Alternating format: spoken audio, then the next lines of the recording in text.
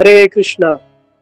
तो हम लोगों ने कल श्रवण किया, भगवान स्वयं भगवत गीता में 9वें अध्याय के 26वें श्लोक में बता रहे कि मेरे को क्या पसंद, मतलब क्या दे सकते हो। भगवान अपना स्तर बिल्कुल हम जैसे बद्ध जीवों के लिए, भक्तों के लिए किस प्रकार बोल रहे हैं कि आप मुझे ऐसी वस्तु भी दोगे ना, निम्न से निम्न, जो आपको इजीली अवेलेबल है, आपको ज्यादा उसके लिए कोई प्रयास नहीं करना। भगवान कह रहे मैं वो भी ग्रहण करूंगा, लेकिन कैसे ग्रहण करूंगा?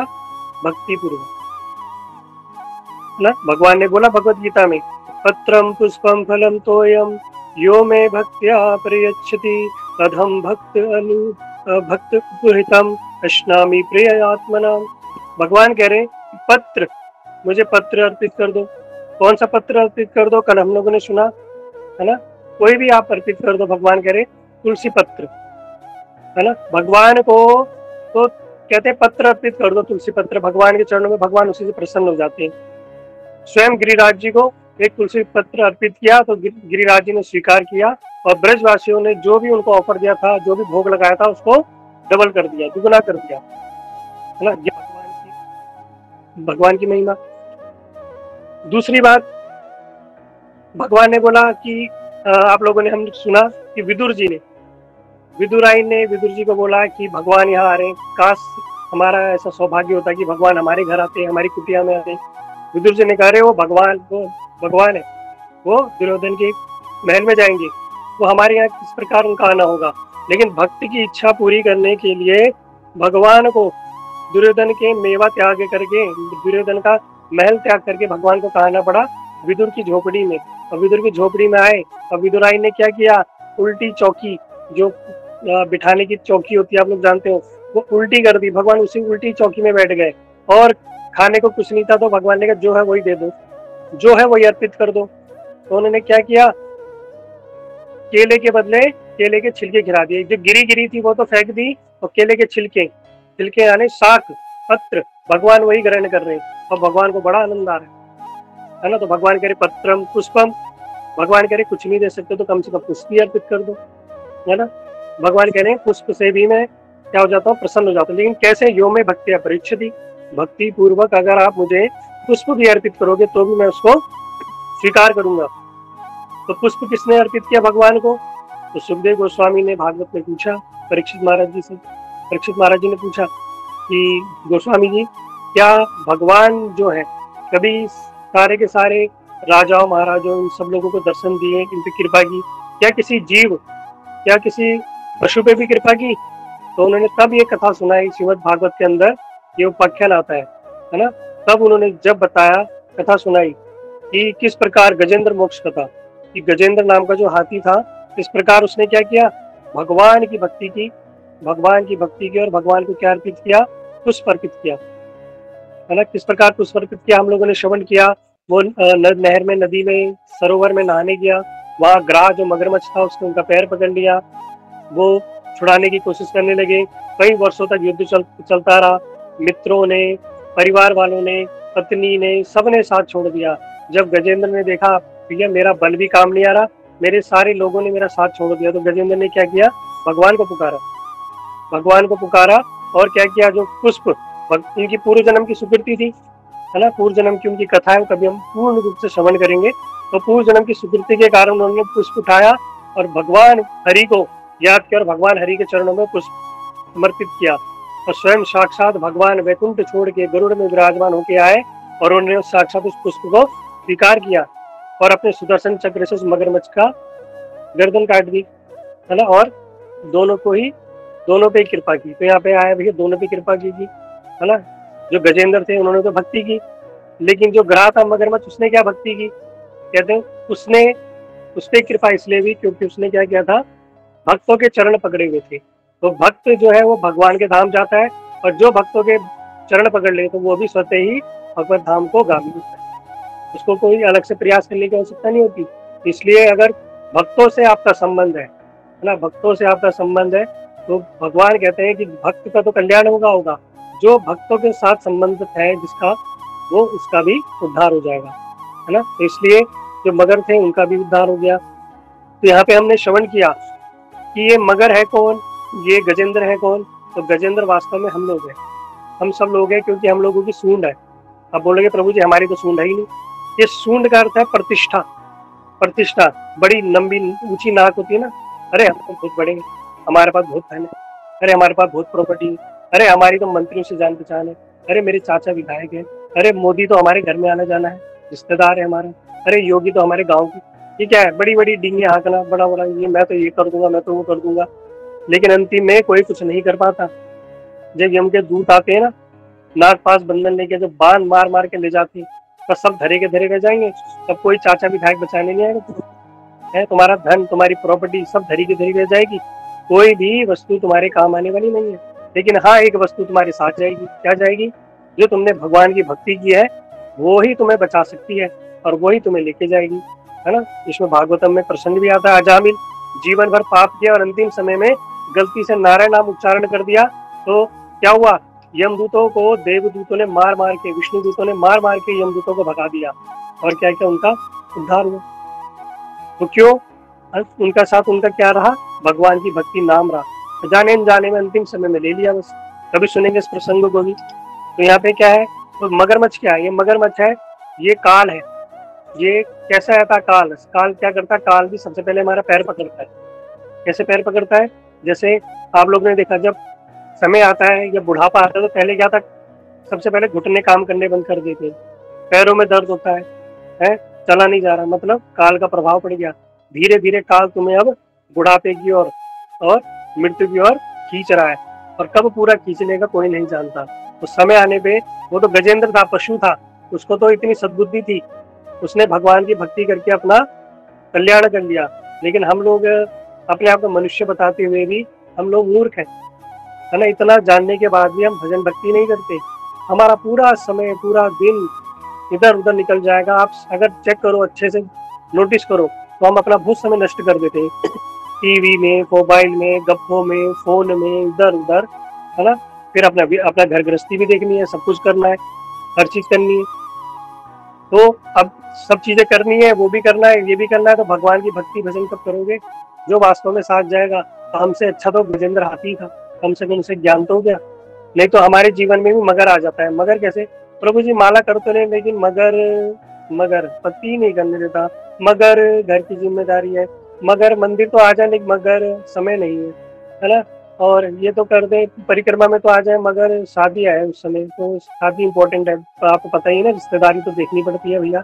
भगवान की भक्ति तो हो जाएगी, शादी के दिन बाई चांस शादी वादी तो दोबारा थोड़ा होगी, भक्ति तो हम दोबारा भी कर सकते हैं। ये शादियाँ बड़ी इंपॉर्टेंट होती है। तो दिन दिखाना भी तो हमारे सारे रिश्तेदार आएंगे, बढ़िया बढ़िया भैया हमने साड़ी वाड़ी बनवा रखी है, हमने सूट सिलवा रखा है, लहंगा सिलवा रखा है, तो दुनिया को कब दिखाएंगे? भगवान की भक्ति तो मंदिर में थोड़ा जाके दिखाएंगे। शादी में, विवाह पार्टी में जाएंगे, बहुत दिन हो गया पार्टी नहीं खाई, तो प्रभु जी शादियाँ बड़ी इंपॉर्टेंट है ना। घर गृहस्थी भी देखनी पड़ती है। हाँ ठीक है। देखो मगर ये आ जाता है ना, मगर पैर खींच के ले जाएगा और ये तुम्हें भक्ति करने नहीं देगा। तो इस प्रकार हमने लोगों ने कल श्रवण किया। तो आज तीसरी जो हम चलते हैं, पत्रम पुष्पम फलम। आपकी स्क्रीन पे देख सकते हो आप, पत्रम पुष्पम फलम। तो फल किसने भगवान को अर्पित किया और कैसे यो में भक्तियां परीक्षित, आप सभी लोग जानते हो। और बड़ी सुंदर कथा है ना। इनकी कथा है शबरी, है ना, शबरी की कथा।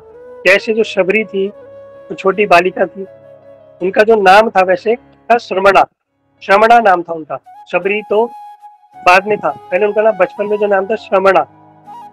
और वो भील जाति होती है, भील जैसे जाते हैं ना आदिवासी लोग होते हैं, उनको भील जाति में तो उनका जन्म हुआ।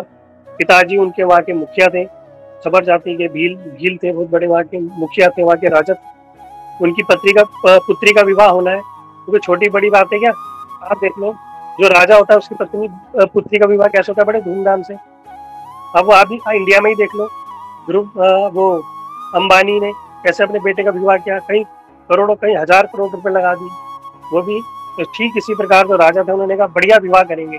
अब वो उन्होंने अपने अनुसार बढ़िया करा, अपने अनुसार बढ़िया विवाह। कैसे बढ़िया विवाह किया? उन्होंने कहा कि सबको खूब बढ़िया खिलाएंगे पिलाएंगे, सबके लिए मांस मदिरा सबकी व्यवस्था की गई।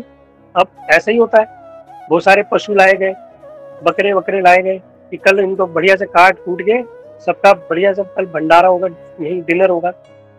अब जब सबरी ने देखा कल उसका विवाह होना है, उसने पूछा अपनी मैया से, मैया ये इतने सारे पशु क्यों आए? तो उनकी मैया ने कहा कि श्रवणा, ये क्या करेंगे, जब कल तुम्हारा विवाह होगा ना तो अतिथि आएंगे, बहुत सारे लोग आएंगे, अब उन अतिथियों को क्या खिलाएंगे? तो उनके लिए ये सारी की सारी व्यवस्था की गई है, कल इन सबकी बलि दी जाएगी और शादी का उत्सव किया जाएगा। अब जब ये बात सुनी शबरी ने तो बड़ी दुखी हो गई कि शादी मेरी हो रही है और प्राण इनके जाएंगे, प्राण इनके जाएंगे। तो हमारे गुरुवारी की बात बताते हैं, आप लोग सभी ध्यान से सुनना और इस बात को सब लोगों को बताना। अगर हमारे घर में शादी होती है, विवाह होता है, जन्मदिन होती है, कोई पार्टी होती है ना, तो क्या करते हैं, उसके उपलक्ष्य में खूब दारू आती है, मांस आता है, ठीक है, दारू भी आएगी, मांस भी आएगी, खूब पार्टी। क्योंकि आजकल भैया किसी शादी पार्टी में गए, मांस मछली शराब वराब नहीं, तो कहते हैं यार भैया क्या पार्टी की, तुमने मजा नहीं आया, तुमने लाखों रुपए खर्च कर दिए, लेकिन शादी में तुमने अगर शराब इत्यादि, मांस मछली इत्यादि नहीं रखा, मदिरा, तो फिर कहते हैं अरे मजा नहीं आया, वो भी कि शादी थी, घास फूस की शादी में बुला लिया है।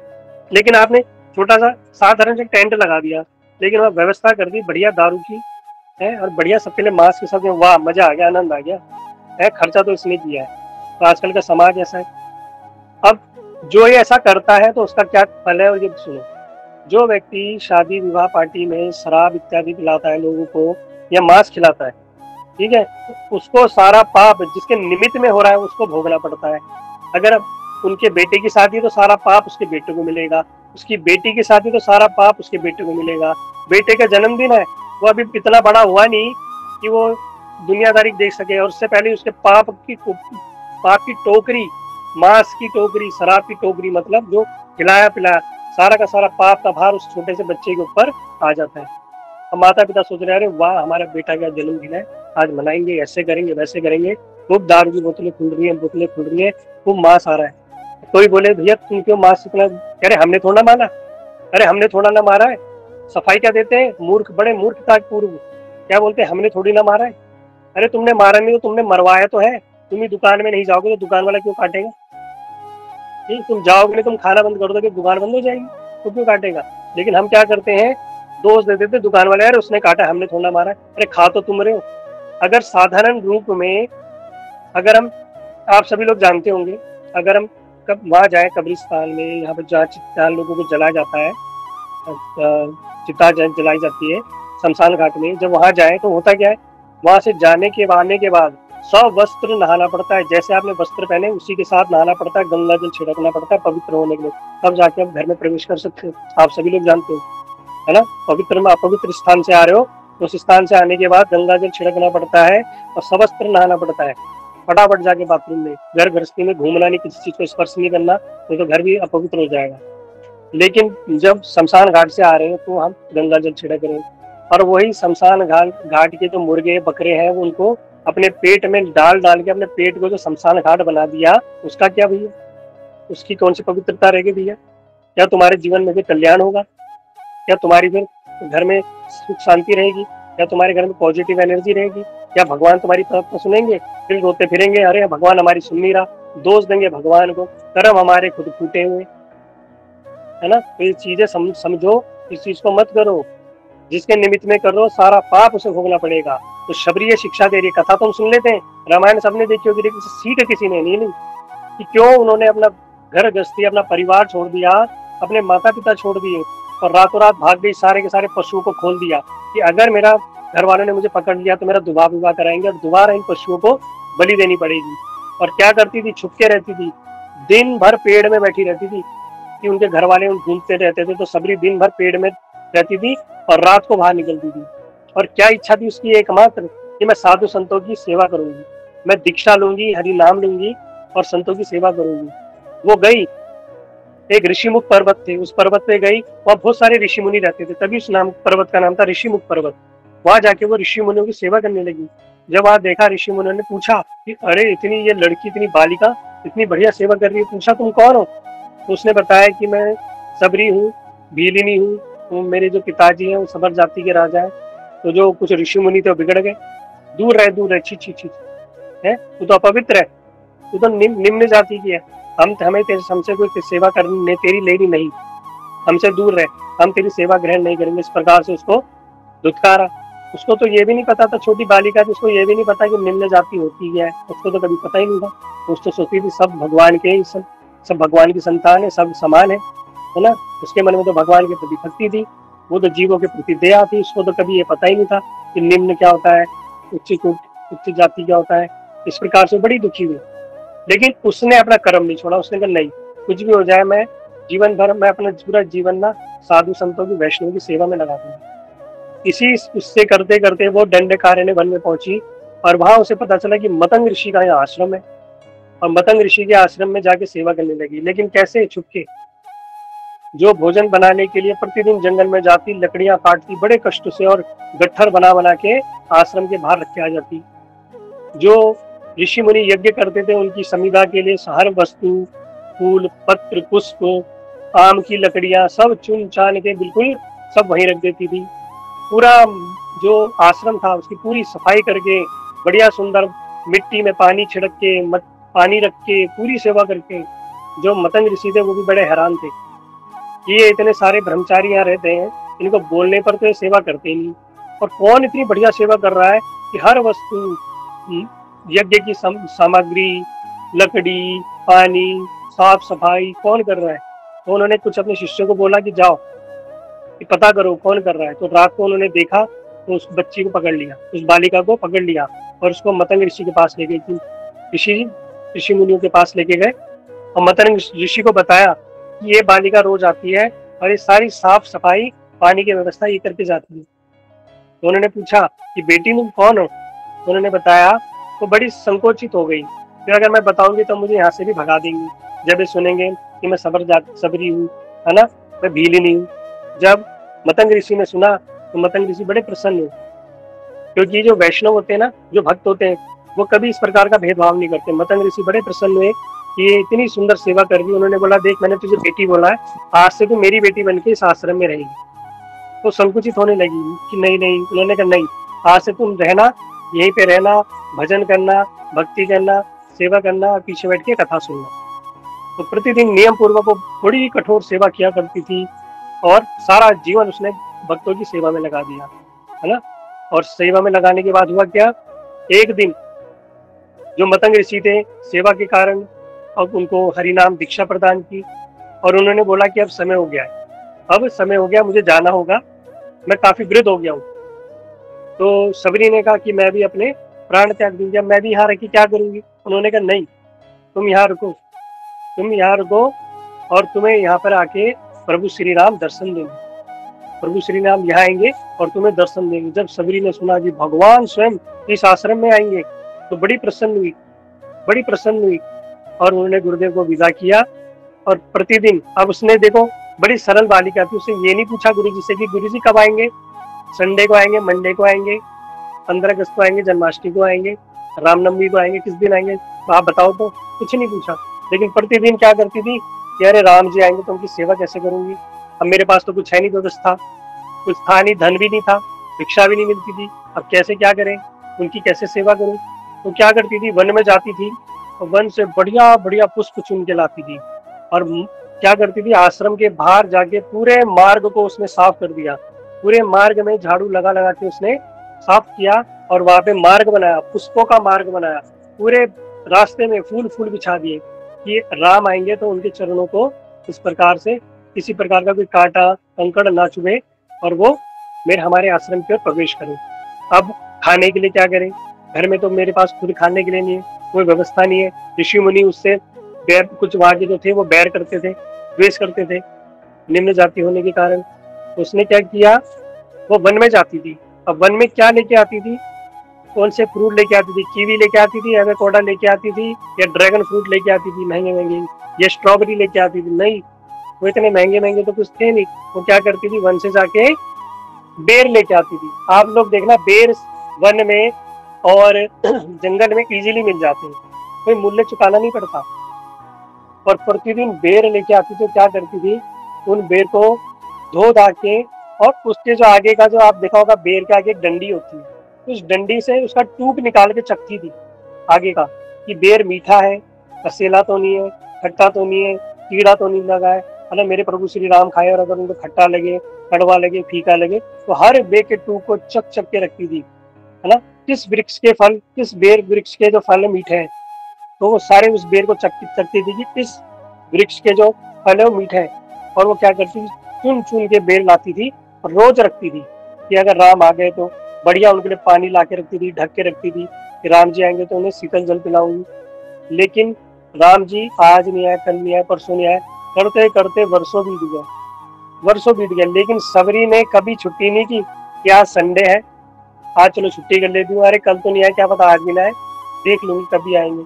या आलस नहीं किया, थोड़ा आज फूल नहीं बिछाती, चलो आज देर नहीं, प्रतिदिन नियम, गुरु मुख पद्म वाक्या चित्ते तक आय क्या। जिसने गुरुदेव की वाणी में विश्वास कर लिया ना, उसका हमेशा कल्याण होगा। इस बात का ध्यान रखना, क्योंकि भगवान ने जो सारा का सारा जो दायित्व दिया है गुरुवर्गों को दिया है। भगवान एक पल के लिए कृपा करे ना करे कोई गारंटी नहीं है, लेकिन गुरुदेव ने कृपा कर दी तो भगवान को कृपा करनी ही पड़ेगी, भगवान को आना ही पड़ेगा। तो राम जी जो थे, सीता जी के वियोग में सीता जी को ढूंढते ढूंढते और लीला संपादित करनी है। अब भगवान भक्तों के वशीभूत है, और भक्ति के वशीभूत होके वो आज कहाँ पहुंच गए, वो प्रतीक्षा कर रहे हैं। और कहाँ पहुंच गए, आश्रम में। अब आश्रम में पहुंच गए। अब निधि शर्मा जी है ग्रुप में, हैंड रेज करना, ठीक है, इनको वो देना, एक्सेस देना। अभी एक बड़ा सुंदर भजन सुनाएंगे आपको, ठीक है। हरे कृष्णा। पहले तो तेरी आई है। हरिप्रिया दासी, माइक ऑफ करो और निधि शर्मा को एडमिन बनाओ।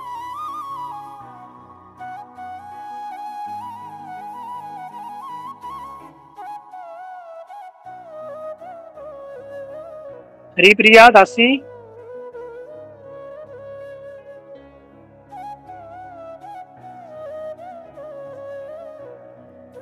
चलो मैंने बना दिया, रहने दो आप, ठीक है। हरिप्रिया दासी शुरू करो आप।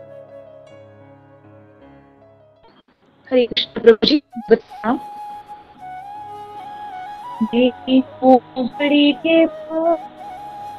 नेटवर्क इशू आपका, नेटवर्क। निधि शर्मा जी। हरे कृष्ण प्रभु जी। हाँ, नेटवर्क इशू आ रहा है, थोड़ा पास से बोलिए। सभी लोगों को आवाज क्लियर आ रही है? हम सब करके बताएंगे, और थोड़ा माइक पास में रखिए। हाँ बोलिए। जी। मेरी झोपड़ी के भाग आज खुल जाएंगे, राम आएंगे। मेरी झोपड़ी के भाग आज खुल जाएंगे, राम आएंगे। राम आएंगे, आएंगे, राम आएंगे। राम आएंगे, आएंगे, राम आएंगे। मेरी कुटिया के भाग आज खुल जाएंगे, राम आएंगे। राम आएंगे तो अंगना सजाऊंगी, दीप जला के दिवाली मैं मनाऊंगी। मेरे जन्मों के सारे पाप कट जाएंगे, राम आएंगे। मेरी झोपड़ी के भाग आज खुल जाएंगे, राम आएंगे। राम आएंगे, आएंगे, राम आएंगे। राम आएंगे, आएंगे, राम आएंगे। मेरी झोपड़ी के भाग आज खुल जाएंगे, राम आएंगे। राम झूलेंगे तो पालना झूलाऊंगी, मीठे मीठे मैं भजन सुनाऊंगी। मीठे मीठे मैं भजन सुनाऊंगी। मेरी जिंदगी के सारे दुख मिट जाएंगे, राम आएंगे। मेरी झोपड़ी के भाग खुल जाएंगे, राम आएंगे। राम आएंगे, आएंगे, राम आएंगे। राम आएंगे, आएंगे, राम आएंगे। मेरी झोपड़ी के भाग आज खुल जाएंगे, राम आएंगे। मैं तो रुचि रुचि भोग लगाऊंगी, माखन मिश्री मैं राम को खिलाऊंगी। मैं तो रुचि रुचि भोग लगाऊंगी, माखन मिश्री मैं प्रभु को खिलाऊंगी। मेरी झोपड़ी के भाग आज खुल जाएंगे, राम आएंगे। मेरी झोपड़ी के भाग आज खुल जाएंगे, राम आएंगे। राम आएंगे, राम आएंगे, राम आएंगे, आएंगे राम आएंगे। मेरी झोपड़ी के भाग आज खुल जाएंगे, राम आएंगे। हरे कृष्णा। प्रभु जी दंडवत प्रणाम। हरे कृष्ण, दंडवत प्रणाम। बहुत सुंदर। ठीक है, तो अभी आप लोगों ने कितना सुंदर भजन सुना इनसे। मेरी झोपड़ी के भाग आज खुल जाएंगे, राम आएंगे। प्रतिदिन उनको विश्वास था। क्यों विश्वास था? क्योंकि गुरुदेव ने कहा है, गुरुदेव की वाणी वो सत्य होगी। गुरुदेव ने बोला तो भगवान श्री राम को आना पड़ा। श्री राम जी आए, लक्ष्मण के साथ आए, और उसी मार्ग पे चलते चलते और फूलों की सैयाओं पे चलते चलते प्रभु श्री राम मतंग ऋषि के आश्रम पहुंचे। और सबरी मैया बड़ी प्रसन्न हुई, बड़ी प्रसन्न हुई, और उन्होंने उनके चरणों को धोया, उनका चरणामृत पान किया, और फिर अंदर जाके प्रभु श्री राम के लिए वो क्या लेके आई? बेर लेके आए, और एक एक बेर प्रभु को खिला रही है। और प्रभु बड़े प्रसन्न हो गए, गदगद भाव हो गए, बिल्कुल गदगद हो गए। भगवान को इतना आनंद आ रहा है, ये नहीं सोचे कि कहाँ ये निम्न जाति की। देखो, ये जगत के लोग ही कर सकते, लेकिन भगवान इस प्रकार का कभी भेदभाव नहीं करते। तो भगवान ने क्या किया? उनके हाथों से वो बेर ग्रहण किए, और बेर खा के बड़े प्रसन्न हुए। और भगवान श्री राम ने फिर वहां उनको नवदा भक्ति का उनको उपदेश दिया कि 9 प्रकार से भगवान की भक्ति की जा सकती है। जो हमने सुना, प्रहलाद महाराज जी ने भी नवदा भक्ति को हम जैसे बद्ध जीवों को बताया। श्रवणम कीर्तनम विष्णु स्मरणम पाद सेवनम अर्चनम वंदनम दास्य साख्य आत्मनिवेदनम। इन 9 प्रकार से भगवान की भक्ति की जाती है। ये हम लोगों ने पहले श्रवण की डिटेल में, कभी अवसर होगा तो हम दोबारा और सुनेंगे इन 9 प्रकार से कैसे हम किस किस प्रकार से भक्ति कर सकते हैं। तो यहाँ पे सबरी जी पे कृपा हुई। तो सबरी जो थी, ये कौन थी? ये पूर्व जन्म में एक रानी थी। तो इनका नाम परम महिषी करके इनका नाम था। और ये कुंभ के मेले में अपने पति के साथ, राजा के साथ एक कुंभ के मेले में गई थी। और कुंभ के मेले में क्या होता है, आप लोग देखते, सारे संत लोग आते हैं। तो सारे संत लोग बैठ के भजन वहाँ पे भक्ति भजन कर रहे थे और यज्ञ कर रहे थे। तो जो सबरी थी, जो पूर्व जन्म में रानी, उनकी इच्छा हुई कि मैं भी जाऊं वहां, जाके मैं भी कीर्तन भजन में बैठूं, मैं भी हवन इत्यादि करूं। लेकिन राजा ने उनको मना कर दिया कि तुम स्त्री हो, तुम्हारा यानी ठीक नहीं है। इस प्रकार उनको धुतकार दिया। वो बड़ी दुखी हुई, और दुखी होने के बाद वो गंगा तट पे गई, है ना, गंगा के तट पे गई। तो गंगा तट पे गई और गंगा मैया से, त्रिवेणी के घाट में उन्होंने गंगा मैया से प्रार्थना की, मैया अगले जन्म में मुझे रानी मत बनाना। हम होते तो क्या बोलेंगे, इस जन्म में हमें राजा रानी बनाना। लेकिन वो क्या प्रार्थना कर रही है सबरी मैया, कि मुझे अगले जन्म में रानी मत बनाना, चाहे मुझे इतना रूपवान मत बनाना, चाहे कुरूप ही बना देना, चाहे मुझे इतने श्रेष्ठ कुल में मत देना, चाहे मुझे निम्न कुल में ही डाल देना।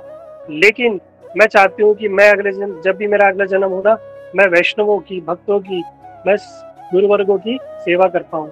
ये उसकी इच्छा थी। देखो, तो भगवान ने, गंगा मैया ने, गंगा देवी ने क्या किया, उनकी इस इच्छा को पूर्ण किया। और इस त्रेता युग में वो प्रभु श्री राम के उनको दर्शन हुए, सबरी के रूप में आए और उनका उद्धार हुआ। ठीक है, किस कारण?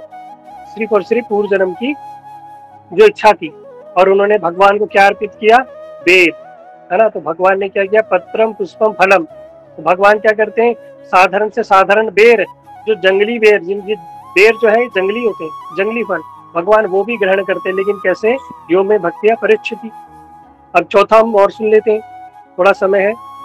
जो चौथी वस्तु इसमें बताई गई है, भगवान कह रहे हैं पत्रम पुष्पम फलम तोयम। तोयम, तोयम का अर्थ होता है जल। भगवान कहते हैं कि चलो पत्र नहीं मिलेगा, पुष्प नहीं मिलेगा, फल नहीं मिलेगा, तो कम से कम जल ही अर्पित कर दो, है ना। जल तो आपको तो आराम से मुझे अर्पित कर सकते हो, है ना, जल तो आपके पास है। तो जल देके किसने भगवान की उपासना की, किसने भगवान की भक्ति की? तो यहाँ पे हमारे आज से लगभग 550 साल पहले ऐसी स्थिति थी कि मुगलों का राज्य था। जो आप मुसलमान लोग थे ना, उनका राज्य था। और वो क्या करते थे? हिंदुओं पर अत्याचार करते थे। पहले की भी स्थिति यही थी और अभी भी यही है ना, कोई ज्यादा बदलाव नहीं है। और जो भक्त थे ना, भगवान के भक्त, वो छुप के भक्ति किया करते थे, छुप छुप के भक्ति किया करते थे। और वो कंठी माला तिलक तिलक लगाने में भी भय होता था उनको। अभी धीरे धीरे ऐसा समय आ जाएगा एक समय बाद, फिक्र मत करो। तो भयभीत रहते थे और कोई गीता भागवत रामायण रामायण कोई कुछ नहीं पढ़ता था। और जो पढ़ते भी थे किस लिए पढ़ते थे? शास्त्रार्थ करने के लिए। अरे मैं बहुत बड़ा पंडित हूँ, मुझे बहुत बड़ा ज्ञान है। अच्छा बता, भगवान ने भगवत गीता में कितने श्लोक बोले? हो गएगा इतने, हो गएगा 20, हो गएगा 21। कहता अच्छा बता, हो गएगा ये। अच्छा बता इसकी मीनिंग क्या होती है? हो गएगा ये। अच्छा तुझे पता है वहाँ रामायण में ऐसा हुआ? बस शास्त्रार्थ। और भक्ति करने का कोई उनका लक्ष्य ही नहीं, कोई कुछ नहीं। सब के सब क्या कर रहे हैं? कुत्ते बिल्लियों की शादी करा रहे हैं और बड़ी धूमधाम से बारात जा रही, कुत्ते की सब बारात जा रही, बिल्ली की बिल्ली से शादी हो रही है, ये हो रहा है, लोगों को बुलाया जा रहा है, लाखों रुपए खर्च किया जा रहा है, लेकिन भगवान के उत्सव नहीं मनाए जा रहे। यहाँ से लगभग 550 साल पहले इसी कलयुग की बात है, ऐसी स्थिति थी। तो ये वेस्ट बंगाल में बड़ा गंदा, ऐसा गंदा माहौल था कि हिंदू लोग छुपके रहते थे। राजा थे उस समय, राजा वहाँ के मुगल सरकार थे, मुगल राजा थे, हिंदुओं पे बड़ा अत्याचार करते थे। और सभी लोग मांस मछली खाना, गाय की बलि देना इत्यादि, बड़ा ऐसी अव्यवस्था फैली हुई थी उस समय। वहां पर एक अद्वैताचार्य थे। ये अद्वैताचार्य कौन है? ये महाप्रभु जी भगवान की लीला में ही भगवान कौन है? स्वयं महाविष्णु के ही अवतार, स्वयं महाविष्णु के अवतार। और इनके अंदर सदाशिव यानी शिव जी का भी अंश था।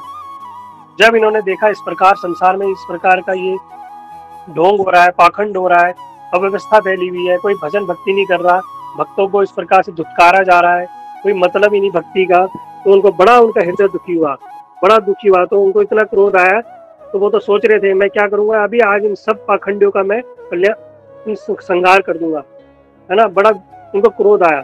लेकिन उन्होंने कहीं शास्त्र में पढ़ा कि भगवान को बुलाने के लिए भगवान जो है ना, तुलसी पत्र और जो गंगा जल से बड़े प्रसन्न हो जाते हैं। बोला ना भगवान ने, पत्रम पुष्पम फलम तोयम यो में भक्त्या प्रसिद्धि। पत्र दे दो, पत्र यानी तुलसी पत्र दो, पत्रम पुष्प पुष्प दे दो, कोई सा भी पुष्प भगवान के चरणों में अर्पित कर दो। पत्रम पुष्पम फलम, फलम अगर आप महंगे महंगे फल नहीं दे सकते, कम से कम जंगली बेरी अर्पित कर दो। तोयम कुछ भी नहीं दे सकते थे, कम से कम गंगा जल ही भगवान कह रहे हैं मुझे अर्पित कर दो, मैं वो भी स्वीकार करता हूँ। कैसे? यो में भक्तिया परीक्षति, मुझे 56 भोग 36 व्यंजन देने की कोई आवश्यकता नहीं है। इस चीज को अभी समझना, इस बात को अच्छे से समझाऊंगा, अभी समझना इस चीज को। तो भगवान कह रहे हैं कि मुझे प्रेम से कुछ भी दोगे मैं स्वीकार करूंगा। तो जो अद्वैताचार्य थे वो गए गंगा तट पे और उन्होंने हाथ में तुलसी दल को लिया। और वहाँ पे एक श्लोक है शास्त्र की वाणी, तुलसी दल मात्रे न जलस्य चुलकेन क्रीडते स्वयं आत्मनाम भक्ते भो भक्तवत्सला। हरि भक्ति विलास के विलास ग्रंथ है, उसके अंदर आता है कि तुलसी दल मात्रेन, तुलसी दल और मात्रेन जलस्य चुलकेन, हाथ में जो चुल्लू भर होता है ना, छोटे चुल्लू भर में उन्होंने जल लिया, गंगा जल और तुलसी दल लिया। और क्या कह रहे हैं कि भगवान को अगर समर्पित कर दो, ये भगवान को शास्त्रों में लिखा है हरि भक्ति विलास में, विक्रीडते स्वयं आत्मनाम, भगवान अपने आप को ही बेच देते हैं। भक्ति हुए भक्त वत्सला, भगवान की भक्तों की भक्त वत्सलता के कारण भगवान क्या करते हैं, अपने आप को भी बेच देते हैं। और जब भगवान को अर्पित किया तो भगवान कहते हैं क्षीर सागर में सो रहे थे, और भगवान ने जैसी हंकार सुनी तो भगवान का सिंहासन डोल गया कि मेरा भक्त मुझे ये क्या कर रहा है, तुलसी जल और दल करके मुझे पुकार रहा है। तो भगवान ने ऐसी पुकार सुनी और भगवान क्या करना, वहां अपना धाम छोड़ के और इस धरा धाम पे आए। किस रूप में आए? चैतन्य महाप्रभु के रूप में। बोलो सच्चिनंदन गौर हरि की जय। भगवान स्वयं वही कृष्ण, स्वयं भगवान कृष्ण ही अब स्वयं चैतन्य महाप्रभु के रूप में इस कलयुग में आए। और उन्होंने क्या किया, फिर इस जगत में आके, हम लोगों ने पहले भी श्रवण किया, 4 प्रकार के कार्य आए भगवान ने, उनके आने के कुछ 4 कारण थे।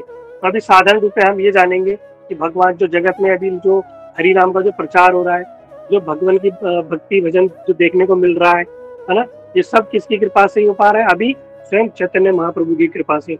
वो आए इस जगत में और किसके कारण आए, किसके बुलाने पे? अद्वैताचार्य के। उन्होंने क्या अर्पित किया? तुलसी दल और जल, बस। कोई बहुत बड़ा हवन नहीं किया, बहुत बड़े बड़े सम्मेलन नहीं किए, बहुत बड़ा यज्ञ नहीं किया, कहीं हजारों लोगों को नहीं बुलाया, मीडिया प्रेस वालों को नहीं बुलाया, बढ़िया बढ़िया कुछ महंगी महंगी वस्तु अर्पित नहीं की है, बहुत बड़ा आडंबर नहीं किया है, लाखों करोड़ों रुपए का खर्चा नहीं किया, सिर्फ जल में जाके उन्होंने भगवान को। लेकिन क्या एक चीज थी इन सब लोगों में, चाहे हम सबरी में, चाहे गजेंद्र में, चाहे हम अद्वैताचार्य में देख ले, है ना, चाहे वो विदुराइन में, इन सब ने भगवान को जो भी वस्तु दी वो ज्यादा महंगी नहीं थी, इजीली हम भी दे सकते हैं। लेकिन क्या है, उन सब चारों में एक चीज कॉमन है, यो में भक्तिया परीक्षित, भक्ति, ये भक्ति और प्रेम होना बड़ा अति आवश्यक है। जो भक्ति से प्रेम से भगवान कह रहे मेरे को ये अर्पित करेगा, मैं उसे स्वीकार करूंगा। लेकिन इस श्लोक का कुछ लोग फायदा उठाते हैं, इस श्लोक का कुछ लोग फायदा उठाते हैं। कैसे फायदा उठाते हैं? वो कहते हैं भगवान को तो कुछ भी अर्पित कर दो, इसलिए वो लोग क्या करते हैं, घर में कटोरी में थोड़ा सा बतासे रख दिए, थोड़ी मिश्री रख दी और कभी कभी दूध रख दिया और कहते हैं हम भगवान तो सब कुछ ग्रहण करते हैं भाव से, तो जो अर्पित करो। वास्तव में तो ठीक है, लेकिन यहाँ पे एक बात ये आती है, तुम तो खा तो खूब बढ़िया बढ़िया चकाचक रहे हो, खूब मटर पनीर, शाही पनीर, दाल चावल, फ्राइड राइस बना रहे हो, कड़ी पकौड़े बना रहे हो है, खूब लहसुन प्याज डाल के चकाचक, और ठाकुर जी के सामने रख रहे हो मिश्री बतासे भोग है। ये क्या है? ये कपटता है, ये कपट सबसे बड़ी कपटता है। हाँ, अगर तुम गरीब हो, तुम्हारे पास नहीं है, तुम खुद ही दूध मिश्री खा रहे हो, ठाकुर जी को वो दे रहे हो, ठाकुर जी प्रसन्नता पूर्वक लेंगे। लेकिन तुम खूब तो खा रहे हो बढ़िया बढ़िया, और ठाकुर जी को क्या खिला रहे हो? कटोरी में मिश्री बतासे रख दे रहे हो, और हो गया काम? कहते नहीं। फिर कहते हैं हमारे घर में सुख शांति नहीं है, फिर हम सुखी नहीं है ना, फिर हमारा अगला जन्म चाहिए, हमें भगवत धाम भी जाना है तो बहुत बढ़िया, जरूर जाओगे, है जरूर जाओगे, ऐसे लोग तो बिल्कुल जरूर जाएंगे। ये करते हैं कपटता। इसलिए क्या करना पड़ेगा, जिनसे नहीं हो पा रहा, मजबूरी है, प्रार्थना तो करो भगवान के लिए कि भगवान हमसे नहीं हो पा रहा, मन से तो कम से कम भगवान के अर्पित करो। कभी फल ले आओ, बढ़िया बढ़िया फल लाके भोग लगाओ, जिनसे नहीं हो पा रहा, है ना। सॉल्यूशन सब कुछ है, लेकिन हम करना नहीं चाह रहे। अगर सोचो, अगर आपने घर में नौकर रखा, नौकर तुम्हें दे रहा है क्या? रोज खिचड़ी बना के, दलिया बना के, और खुद क्या कर रहा है? अंदर रसोई में जाके बढ़िया बढ़िया पनीर के पकौड़े बना रहा है, कड़ी चावल बना रहा है, छोले भटूरे बना रहा है और खुद खा रहा है। आप उसे नौकरी पे रखोगे? नहीं रखोगे, लात मार के भगा दोगे। है खुद तो बढ़िया बढ़िया खा रहा है और हमें खिचड़ी खिला रहा है, खिचड़ी दलिया उबली भी, है ना। तो आप सोचो, ये ब्रह्मांड का किसका है? ब्रह्मांड के मालिक कौन है? ठाकुर जी है। ठाकुर जी कौन है? घर के मालिक है। उनको ही तुम मिश्री बतासे दूध में टरका दे रहे हो और खुद खा रहे हो 56 भोग, है। तो क्या भगवान फिर क्या करेंगे? समझ जाओ बस। हाँ ठीक है। तो इसलिए क्या करना है, कुछ लोगों की मजबूरी है कि चलो ठीक है, घर में नहीं बन सकता तो कम से कम प्रयास तो करो, अंदर से पश्चाताप तो करो, है ना। ना पश्चाताप है हमारे अंदर, न प्रयास है। करने को कर सकते हैं लेकिन करते नहीं है। पैसा नहीं, क्या हमारे पास पैसा नहीं आता? पति पैसा नहीं देता? जाओ ठाकुर जी के लिए बढ़िया बढ़िया पकवान लाओ, घर में नहीं बना सकते तो बाहर से बढ़िया से उनके लिए मिठाइयाँ लाओ, फल लाओ, महंगे महंगे ड्राई फ्रूट लाओ, दूध लाओ, है उनको बढ़िया बढ़िया। करने को तो आदमी तब भी कर सकता है, लेकिन करना नहीं चाहता। सही तो बात ये है, ठीक है। आलस प्रधान है हमारे अंदर। फिर सोचते हैं कि हमें भगवान की कृपा होगी और हम भगवत धाम जाएंगे, तो दिल्ली अभी दूर है। इसलिए हम लोगों का कार्य, हम लोगों को जो वास्तविक शास्त्रों में बात है हम आपको बताते हैं। मानना ना मानना वो आपके ऊपर है, ठीक है। मानोगे तो आपका कल्याण होगा, उससे कोई मुझे लाभ होने वाला नहीं है, उससे आपको ही लाभ होगा, ठीक है। आपने देखा शास्त्रों में जिसने भी भगवान की भक्ति की, आज तक किसी का अनिष्ट नहीं हुआ, आज तक किसी का नुकसान नहीं हुआ, तो आपका कैसे हो जाएगा, है ना। भक्ति करने के ही बड़े लाभ हैं। और भगवान कोई ज्यादा कोई वस्तु नहीं मांगते, बस क्या कहते हैं, मुझे छल कपट छिद्र मोहे ना भावा। मुझे छल कपट छिद्र यानी किसी प्रकार का ये सब भगवान को मुझे नहीं पसंद, ठीक है। सरल मन मोहे भावा, जो सरल जिसका मन है, जो भगवान सरलता से भगवान की भक्ति करेगा, भगवान को ऐसे व्यक्ति बड़े पसंद है। भगवान उन पर ही कृपा करते हैं। इसलिए इन सब कथाओं का कहने का सार ही है, इन सब ने भगवान के प्रति सब कुछ समर्पित किया, समर्पण रहा, भगवान के प्रति प्रेम है, भक्ति की। इनकी जो इच्छाएं थी भगवान की सेवा के प्रति, भगवान ने सारी पूरा की। क्या हमारी ऐसी इच्छा है? हमारी संतों की, साधु संतों के प्रति ऐसी इच्छा है? नहीं। हो भी सकता है किसी की हो, है ना। तो जैसी अगर इच्छा है तो भगवान अवश्य उसे पूर्ण करेंगे, इस बात का भी ध्यान रखें। ऐसा नहीं कि नहीं, और फिर भगवान आप पे कृपा करेंगे, आपका कल्याण होगा।